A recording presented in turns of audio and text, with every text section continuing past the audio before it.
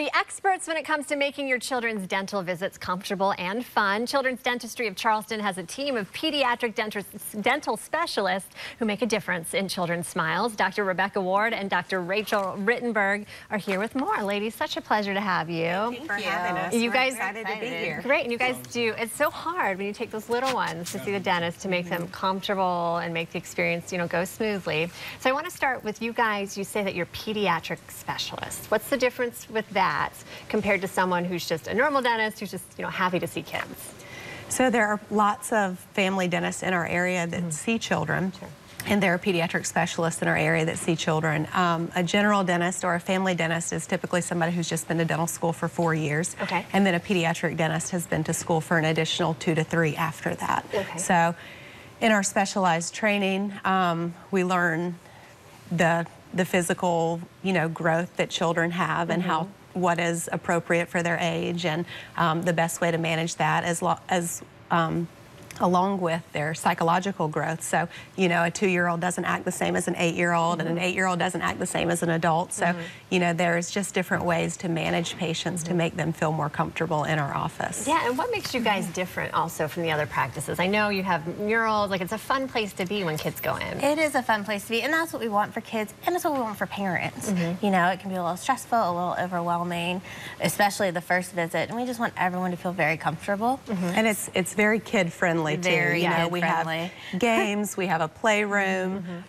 Most of our staff and doctors are mothers themselves, so they're very comfortable taking care of children and their kids running around. I mean, it's just fun. Yeah, it is fun. Yeah, so as parents, what can we do to prepare ourselves and our young ones for their first trip to the dentist? Is there anything we can do to make it easier? If you go on our website, we have the videos of all the offices, so you sort of know what to expect, as well as, we just kind of, as soon as you get there, we walk you through what the visit's going to be before we start bringing your child back. And, we're going to try to brush his teeth. Do you brush his teeth at home? Just kind of walking through it and making it nice and easy for everyone. Make everyone nice and relaxed. Exactly. Are there any misconceptions that we have about, I don't know, health, oral health that maybe as parents something we should be doing that we're not? What do we need to know? Well, probably one of the biggest misconceptions is that baby teeth don't matter, and in fact they are very important in speech and articulation of speech and growth and development of the face and the jaw, and also to hold space for those permanent teeth that are going to come in at some point. So they are important. They do need to be brushed, and baby teeth kids have till they're 12 or 13, so it's not just something they lose at, I did not know it was 4 and 5 years old. So as a mom, I've heard people say that all the time. It's a baby tooth, it doesn't matter. And especially a baby tooth with a cavity in it can cause infection, it can cause pain, it can just be uncomfortable for the kid. It's a bad experience. So what can we do to prevent those cavities? Lots of brushing.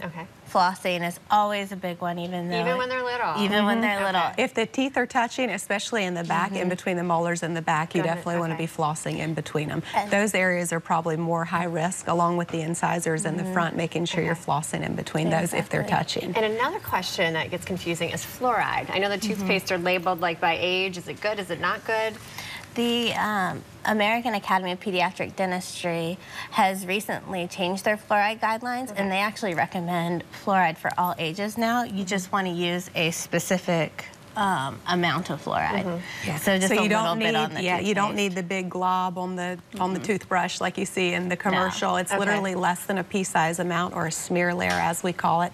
That fluoride is so beneficial in strengthening that developing enamel and preventing decay. How long should we be brushing our children's teeth? At what age can you trust them? You're lazy, it's bedtime, you're tired, but at what age can they truly do it themselves, or should we continue to do it for many years? It depends on each kid. There's some kids who, as they can tie their shoe, as they can write cursive, you're like, okay, you're responsible enough, you have the dexterity to do it.